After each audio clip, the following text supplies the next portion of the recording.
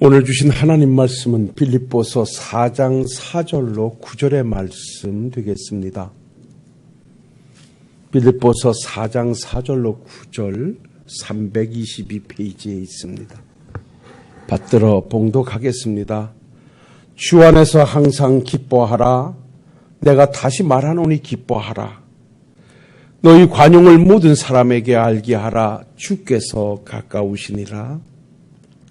아무것도 염려하지 말고 다만 모든 일에 기도와 간구로 너희 구할 것을 감사함으로 하나님께 아뢰라. 그리하면 모든 지각에 뛰어난 하나님의 평강이 그리스도 예수 안에서 너희의 마음과 생각을 지키시리라. 끝으로 형제들아, 무엇에든지 참되며 무엇에든지 경건하며 무엇에든지 옳으며 무엇에든지 정결하며 무엇에든지 사랑받을 만하며 무엇에든지 칭찬받을 만하며 무슨 덕이 있든지 무슨 기림이 있든지 이것들을 생각하라. 너희는 내게 배우고 받고 듣고 본 바를 행하라. 그리하면 평강의 하나님이 너희와 함께 계시리라. 아멘. 할렐루야. 네. 마스크는 끼셔서 답답하게 하시게도 아멘을 크게 하시면 은혜가 더해질 줄로 믿습니다. 제가 지난 한 주간에 총회에 참석해서 마스크를 착용하고 계속 앉아 있다 보니까 여러분들의 생각이 그렇게 많이 날 수가 없었습니다. 얼마나 힘드셨을까. 그 여름 그 마스크를 끼고 찬양하시고 일상에서 또 예배하시고 하심이 참 힘드셨겠다. 저는 좀 그래도 예배 시간만큼은 가려놓고 자유스럽게 마스크를 벗고 예배를 인도하고 있습니다마는 마스크를 끼고 찬송과 기도와 말씀을 듣는 여러분들 참 수고하셨겠다라는 생각 속에 또 잠깐 기도할 수 있었습니다.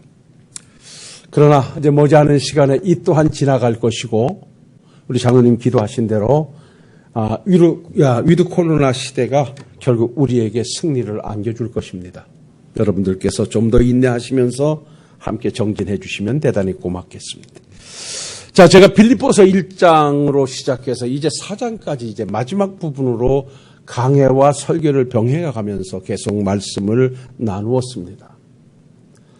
빌립보 교회에 처해진 상황, 그리고 빌립보 교회를 지도했던 사도 바울이 처해져 있는 상황은 그야말로 고난의 연속이었고 한 시간도 편한 시간의 모습은 보이지 않았습니다. 이 서신을 기록하고 있는 사도 바울도 지금 로마 감옥에 갇히어서 운신의 폭이 완전히 묶여져 있는 고난의 시간들이고 지금 이 서신을 받고 있는 빌립보 교회도 복음 안에서 함께 진력해 가야 할 사람들이 갈등하고 반목하면서 복음 아닌 다른 복음들이 들어와, 다른 것들이 들어와 복음을 훼손하는 일로 또한 고통은 가중되고 교회는 하나 되지 못하고 여러 가지 어려운 상황을 겪고 있습니다. 이런 상황 속에 우리가 지난 시간들을 살펴봤습니다마는 사도 바울은 빌립보 교회를 향하여 고난이 너희들에게 엄습해 있다 할지라도 그것 때문에 두려워하지 마라. 또한 내가 비록 감옥에 갇혀 있다 할지라도 그것 때문에 낙심하지 마라.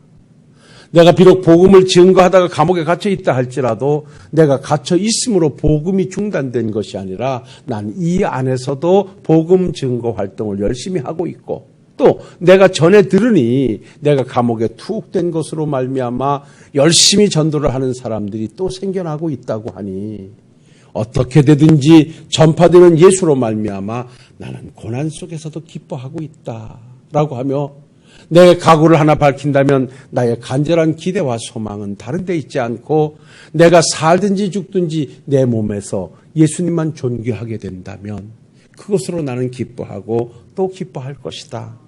그러니 빌립보 성도들아, 서로 믿음 안에서 하나 되어 복음에 협력하는 자들로 복음에 합당하게 좀 살아달라고 당부하고 있는 내용이 사실 빌립보의 출발이었고 과정이었습니다.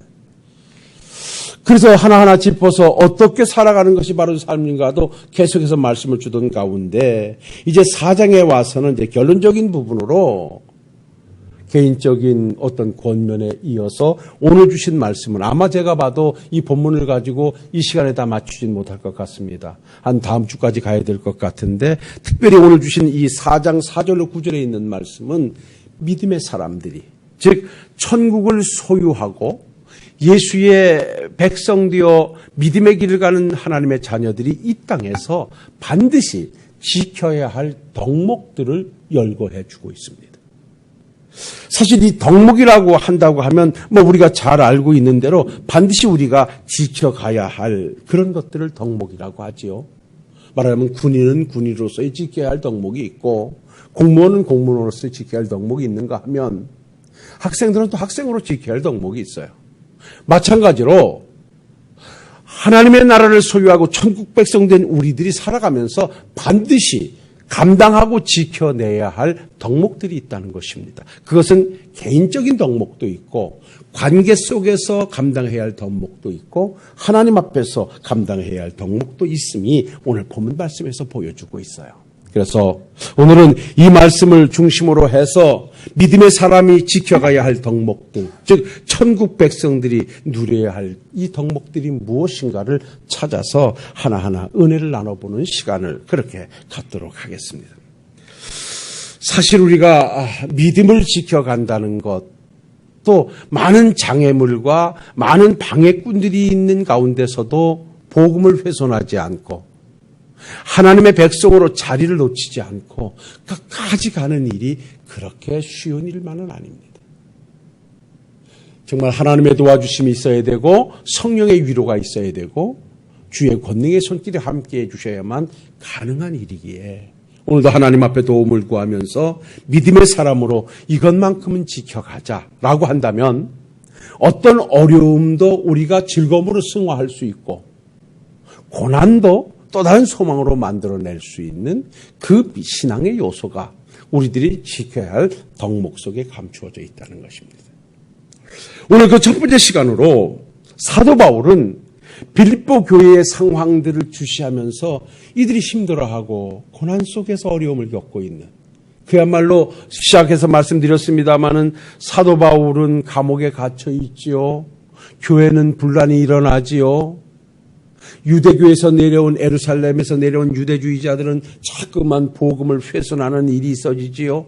그야말로 시끄러움이 그치지 않는 이 어려움 속에 점점 실망하고 낙심하는 백성들을 향하여 사도 바울은 믿음의 사람들이 지켜야 할 그 첫 번째 덕목 중에 덕목이 뭐냐? 우리 한번 따라해 보실까요? 주 안에서 항상 기뻐하라. 제가 항상 말씀을 드립니다마는 이 기쁨이라고 하는 반론은 자발적인 것입니다. 그러니까 이 자발적인 것이라고 하는 것은 내가 기쁨의 이유가 있어서 그 기쁨이 내 마음을 움직일 때 기쁨이 나오게 되는 것입니다. 그런데 사실 성경에 기록된 기뻐하라는 말씀은 명령문으로 기록을 하고 있어요. 이걸 이렇게 와서 해석한다고 하면 하나님의 백성이면 기뻐해야 된다는 것입니다. 오늘 빌립보 교회에 기뻐할 만한 일이 없어요. 보십시오. 사도 바울, 종교 지도자, 그러니까 영적 지도자인 사도 바울은 감옥에 갇혔죠. 교회는 분란이 일어나지요. 복음은 자꾸만 훼손되어지지요. 이 상황 속에 교회 생활이 기쁨을 찾아볼래야 찾아볼 수가 없고, 교회 생활이 기쁘지 않다 보니까 개인 생활도 기쁨 속에 머물 수가 없었던 거예요. 그런데 오늘 사도 바울은 그러한 빌립보 교회를 향하여서 오늘 4장 4절 말씀에 이렇게 말씀을 하여 주 안에서 항상 기뻐하라. 내가 다시 말하노니 기뻐하라. 주 안에서 항상 기뻐하라. 내가 다시 말하노니 기뻐하라. 그러니까 다시 강조되어서 판토테 기뻐하라고 지금 말씀을 하고 있어요. 여기 주 안에서 기뻐하라는 말씀이 성경에 기록된 원문을 찾아가 보면 이렇게 해석해요. 항상 주 안에서 기쁨을 찾으라.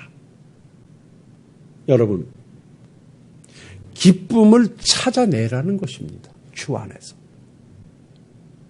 우리가 어떤 것에 있어서 기쁨을 찾아낼 때 그 자리에 기쁨이 있다는 거예요. 오늘 사도 바울이 주 안에서 항상 기뻐하라 그랬는데 그것은 주 안에서 기쁨을 찾아내라. 그런데 그 뒤에 주신 답이 뭐냐?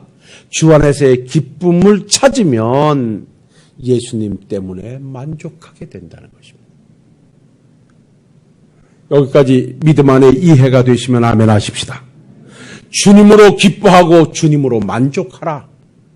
지금 빌립보 교회의 외적인 상황에서는 기쁨의 조건들이 없어요. 그런데 지금 사도 바울은 그들에게 간절히 당부하면서 지켜야 할 덕목 중에 하나로 주 안에서 항상 기뻐하라고 그들에게 명령하고 있어요. 이 말은 뭐냐? 환경을 바라보면 너희들에게 기쁨이 없지만 주 안에서 한번 기쁨을 찾아봐라. 그러면 예수님 때문에 만족하게 될 것이다. 사랑하는 성도 여러분, 오늘 이 거룩한 주일 이 주신 말씀이 여러분들에게 주신 말씀이 되고 여러분들에게 기쁨의 이유가 될 수 있기를 주의 이름으로 축원합니다. 세상 것에서 우리가 기쁨을 찾는 일이라는 것은 그렇게 쉽지 않아요. 항상 말씀을 드립니다마는 세상적인 것은 오늘 아침에 웃음을 주고 기쁨을 주었다가도 저녁에 나에게 슬픔으로 바꿔놓을 수 있는 것이 세상이 주는 기쁨입니다. 이 세상이 주는 기쁨은 영원할 수도 없고 내게 영원한 기쁨으로 안주되어 있을 수도 없습니다. 그래서 세상의 것은 항상 가변적인 것이기에 우리의 기쁨이 항상 늘 지속되기 위해서는 예수 안에서 찾아내는 기쁨만이 진정한 기쁨이 될 수 있다는 것입니다. 하나님의 백성들은 오늘을 살 때 아무리 고난의 현장이라 할지라도 이 고난의 현장에서 예수 안에서 기쁨을 찾아내 살면 그 사람은 행복한 삶을 살 수 있어요. 저는 어찌 보면 그것이 오늘의 나를 견디게 한, 지탱하게 한 어떤 신앙적 요소이고 자세일 수도 있습니다.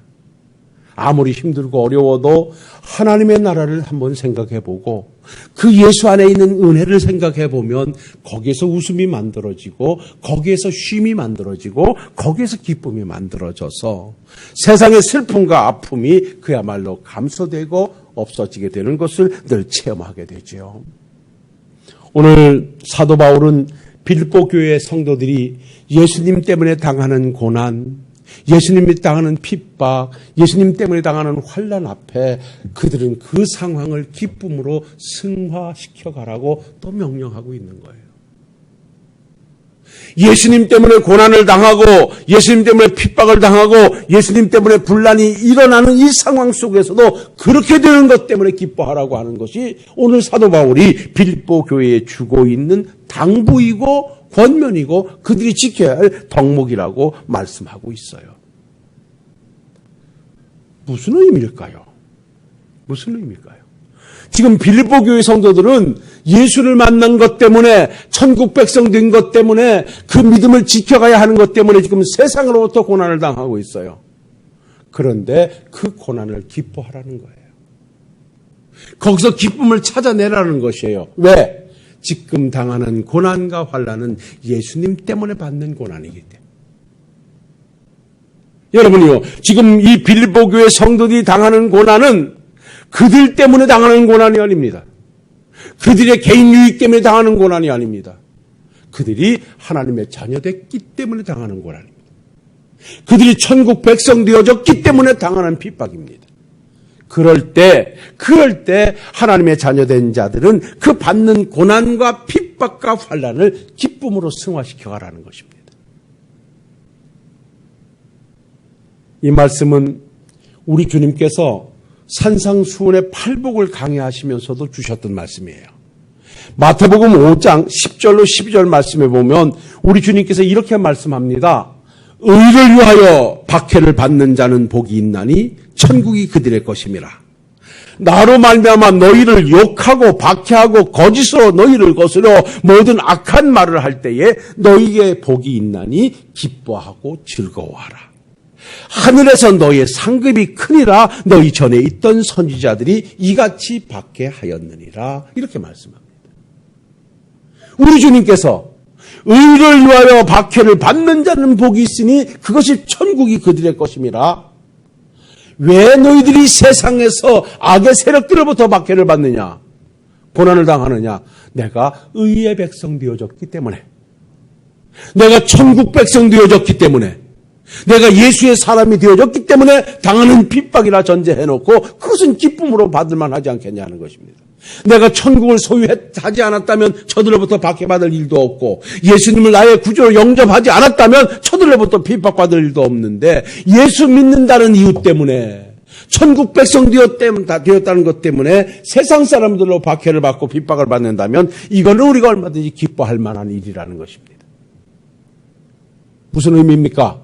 내가 박해를 받는다고 하는, 핍박을 받는다고 하는, 고난을 받는다고 하는 현실보다는 그 고난 뒤에 있는 하나님의 나라가 더 큰 것이고, 지금 당하는 환난과 핍박보다도 예수님이 내 구주 되어졌다는 것이 더 소중한 것이기 때문에 주님으로 기뻐할 수 있고 주님으로 만족할 수 있다는 것입니다. 믿음 안에서 이해가 되어지면 아멘 하십시다. 우리는 하나님의 나라의 백성들입니다. 누가 뭐래도 우리는 천국 백성들입니다. 오늘 살다 오늘 끝난다 할지라도 후회하지 않고 우리가 또 소망 안에서 기대하는 것은 내일이라고 하는 천국이 나를 위해서 준비되어 있기 때문에 그렇습니다. 주 안에서 죽는 자들이 복이 있다고 했고, 그래서 주 안에서 이 땅에 생명을 거둔 자들에게 우리는 소천했다고 말하고, 그들을 위로받을 수 있는 것은 그들의 내후에 하나님의 나라가 준비되어 있기 때문에 그렇습니다. 참 할 수 있을 때 해야 된다고 하는 후회를 내가 지난 주간에 한번 해봤습니다. 여러분들도 한때 위에서 기도를 해주셨던 기억이 있습니다만은, 함께 노예 활동을 해서 함께 섬겼던 본향교회 오주성 목사님이라는 분이 계셨습니다.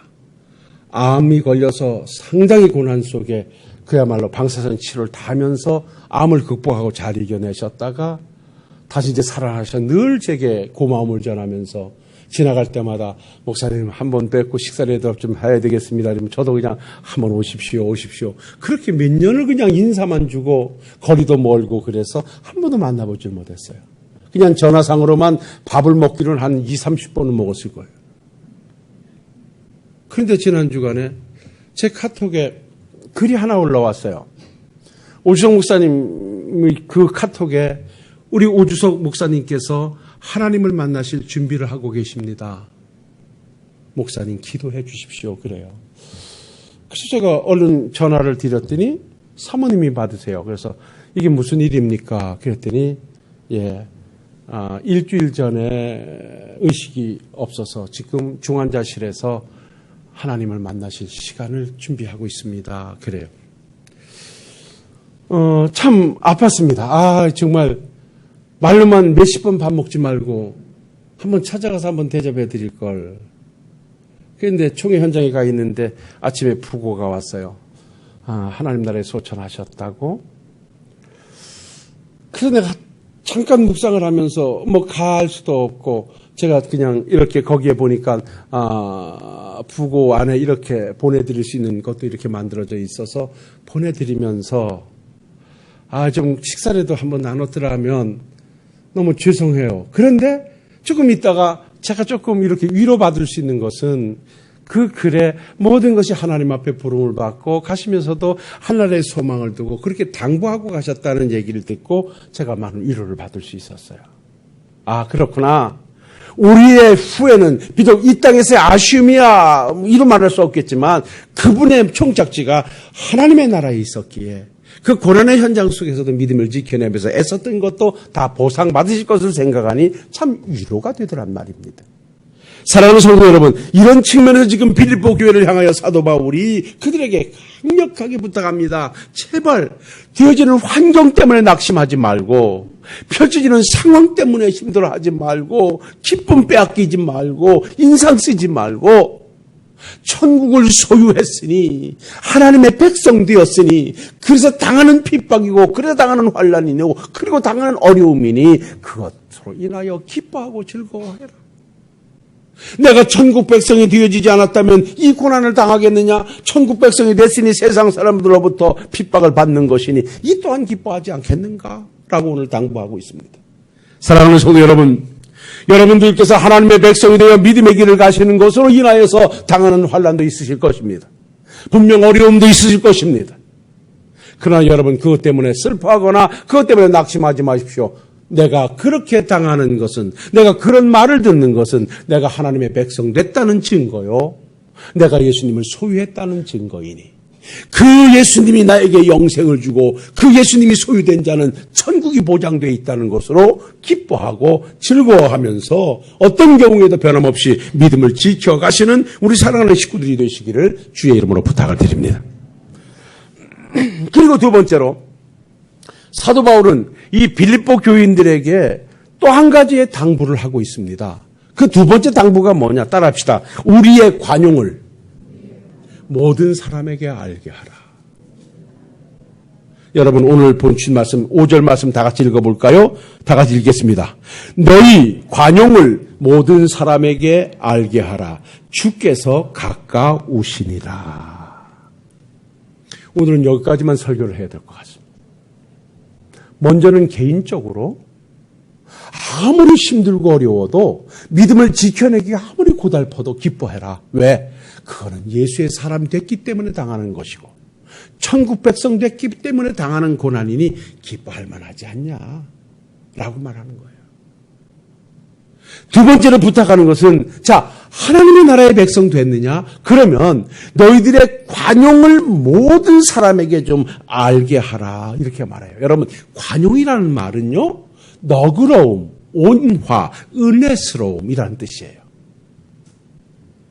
하나님의 백성들은, 내 입에서 예수를 고백하는 사람들은 관용의 마음을 가지고 있어야 된다는 거예요.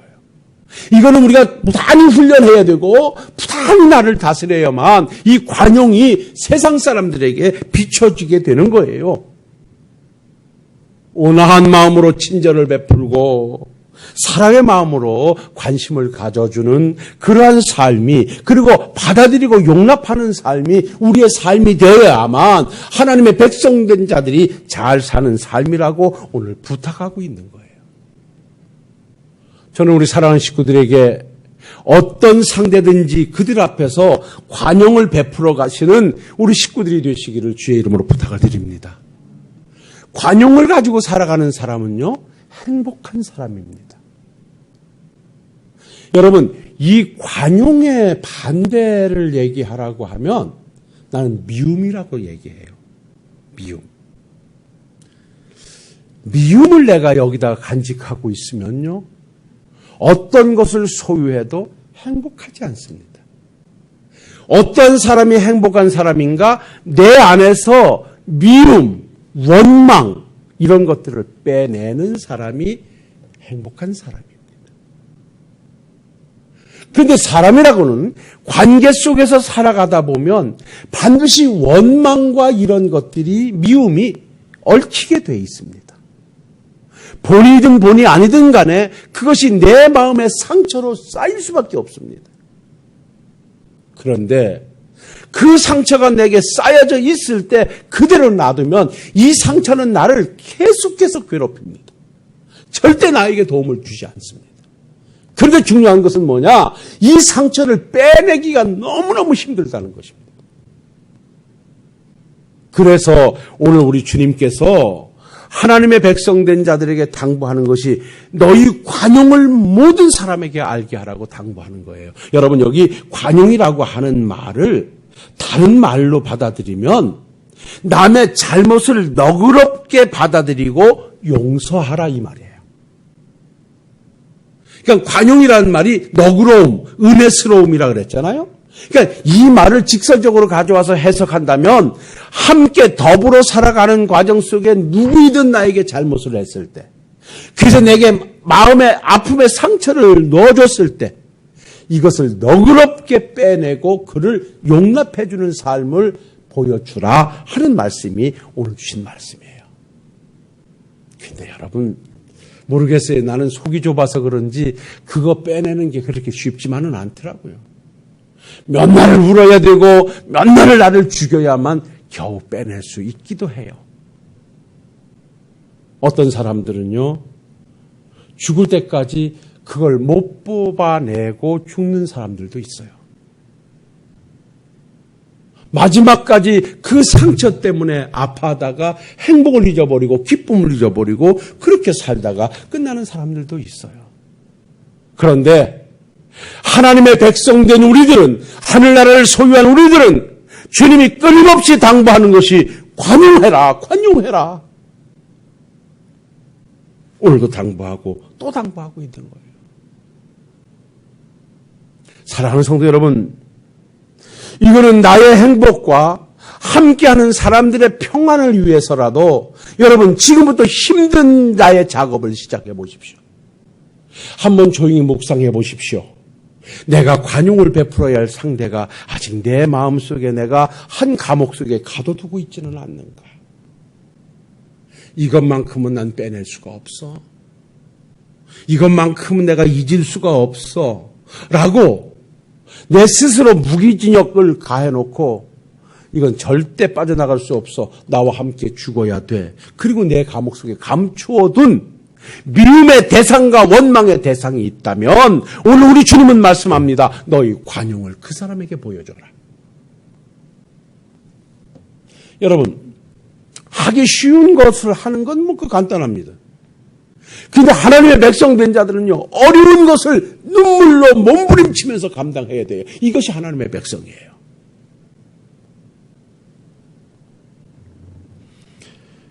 관용에 관한 말씀은 주님의 사역의 현장에서 예수님과 베드로의 대화 속에서도 보입니다. 우리 주님께서 형제가 죄를 범하면 그 형제를 잊어버리지 않기 위해서 아주 조심스럽게 접근해서 권면하도록, 그에게 관용을 베풀어 수용하도록 말씀했습니다. 만약에 형제가 죄를 범하면 네가 슬그머니 찾아가서 한번 물어보고 권면해봐. 그런데도 말을 안 듣잖아? 그러면 한두 사람 증인을 데리고 가서 또 권면해봐. 그런데도 말을 안 들으면 그 다음엔 교회에다가 말해. 교회는 교회의 권위를 가지고, 예수님의 권위를 가지고 그에게 권면해봐. 그런데도 그가 듣지 않으면 그때는 이방인과 같이 버려. 이렇게 말씀했어요. 그러니까 이 말은 한 사람을 잊어버리지 않기 위해서는 최선을 다해서 그에까지 관용을 베풀어서 그에게 수용하는 작업을 지속해 가라는 거예요. 이러한 말씀을 들었던 베드로가 주님 앞에 한번 자기 자신을 한번 뽐내 보려고 이래요.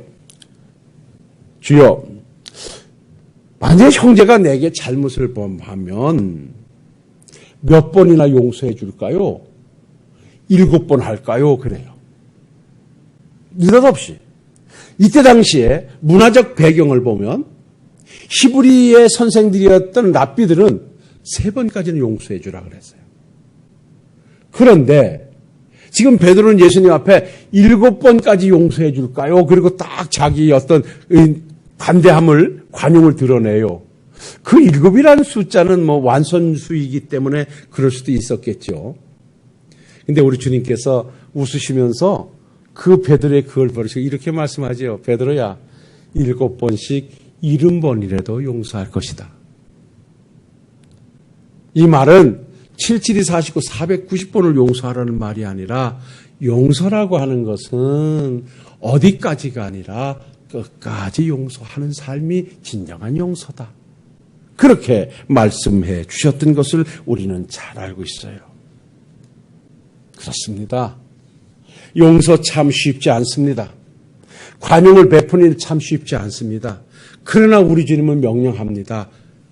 용서해. 관용을 보여줘.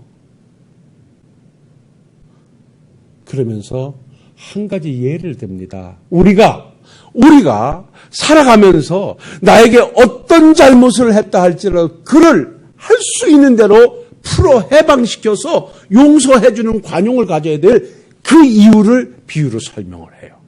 그것이 그 뒤에 나오는 성경 구절을 보면 이렇게 말합니다. 한 사람이 주인으로부터 1만 달란트라고 하는 엄청난 빚을 지고 감당할 수가 없어요. 꼼짝없이 감옥에 갈 수밖에 없고 꼼짝없이 죽을 수밖에 없어요. 그래서 이 사람이 주인한테 가서 주여 용서해 주십시오. 제가 지금은 갚을 수가 없사오니 하긴 어떻게든 갚을 테니까 제발 나를 감옥에만 가두지 마십시오. 뭐 이렇게 했겠죠. 그것을 불쌍히 여긴 주인이, 임금이, 야, 네가 갚을 수 있는 능력 없냐? 내가 탕감해 줄게. 네 나한테 100억 갚을 거 그냥 탕감해 줄게. 가. 이제는 편안히 돌아가라. 얼마나 좋습니까? 100억이라는 돈 내가 지금 좀 바꿔서 지금 각색해서 말합니다만은 내가 100억의 빚을 졌어. 갚을 길이 없어. 꼼짝없이 죽을 수밖에 없어. 그런데 그 빚을 줬던 사람이 내가 다 탕감해 줄게. 너무너무 즐거웠습니다. 이 사람이 즐거워서 밖으로 뛰어나오다가 친구 하나를 만났는데 그 친구를 만나는 순간 딱 생각이 들었습니다. 왜? 그 친구가 얼마 전에 자기한테 100만 원을 빌려가고 안 갚아. 그래가지고 친구를 잡고 비틀고 강가에 끌고 가서 이놈이 나한테 100만 원을 빌려가고 안 갚는다고 그걸 갖다가 감옥에다 집어넣어버려요. 이것을 옆에 있던 친구들이 이렇게 지켜보다가 기가 막힌 거예요. 지는 조금 전에 주인으로부터 100억이라는 돈을 탕감받고 기뻐하다가 자기한테 100만 원 정도 빚진 것을 갚지 못한다고 친구를 감옥에 가두는 것을 보고 주인에게 달려가서 주인이요, 당신이 조금 전에 100억이라고 하는 돈을 탕감시켜준 사람 있지 않습니까? 그래. 그 사람이 글쎄 밖에 나가가지고 자기 친구가 100만 원 빌리고 안 갚는다고 감옥에 가뒀대요. 이렇게 잃는 거예요. 그랬더니 그 임금이 그럼 다시 잡아와라. 잡아다가 너 100억 탕감 안 해줄 거야. 그러니까 이거 다 갚도록 너 감옥에 들어가. 그렇게 얘기했다는 거예요. 귀 있는 자는 들으시길 바랍니다. 우리는 하나님으로부터 100억이 넘는 어마어마한 죄를, 지옥 갈 수밖에 없고 영원히 죽은 우리의 죄를 탕감받은 사람들입니다. 우리 주님은 네가 왜 그렇게 했니? 왜 그렇게 살았니? 지금도 묻지 않습니다. 그 어마어마한 죄를 탕감받고 천국을 소유했다고 우리는 기뻐하는 우리들입니다. 그런데 그 어마어마한 죄를 탕감받고 하나님의 백성 됐다고 기뻐 할렐루야 찬송하는 우리들이 살아가는 관계 속에서 형제들과 이웃들과 관계 속에서 조금 자잘못 이것을 용서하지 못하고 예수님을 가슴에 품었다고 하면서도 미움을 바라고 원망을 바라고 그리고 내 속에 그를 가두고 있다고 하면 과연 이것이 합당한 것이냐라고 주님은 지금 말씀하는 것입니다. 그래서 오늘도 주님은 우리에게 말씀합니다. 제발 너희들의 관용을 저 사람들에게 보여줘라. 관용을 보여줘라. 힘들겠지만 보여줘라. 오늘도 당부하고 있는 말씀을 우리는 나에게 주신 말씀으로 받아야 됩니다. 말씀 여기서 정리하겠습니다. 사랑하는 성도 여러분, 우리는 누가 뭐라 그래도 하나님의 백성들입니다. 천국을 소유하여 기쁨을 가지고 있는 사람들입니다. 천국을 소유해서 용서받은 사람들입니다. 그래서 우리는 기뻐해야 되고 그래서 우리는 관용으로 용서해야 됩니다. 이것이 우리에게 주신 주님의 당부이니 이제 남은 삶 한번 노력해 보십시오. 세상인 것 때문에 기뻐하려고 하지 마시고 예수님 때문에 천국을 소유한 것 때문에 기쁨을 삼는 우리 식구들이 되시기를 주의 이름으로 축원합니다. 세상에 나에게 아픔을 준 사람을 보지 말고 나의 모든 것을 탕감해 주신 우리 주님의 십자가의 은혜를 바라보고 용서로 관용을 베풀면서 하나님의 백성다운 삶을 살아가시는 우리 사랑하는 식구들이 되실 수 있기를 주의 이름으로 축원합니다. 기도하겠습니다. 거룩하시고 내려오신 아버지 하나님, 오늘도 믿음의 사람들이 지켜야 할 덕목이 무엇인가 찾아 은혜 나누게 하시니 참으로 고맙습니다. 하나님 아버지, 우리는 주님의 은혜로 하나님의 사랑으로 천국을 소유한 하나님의 백성들입니다.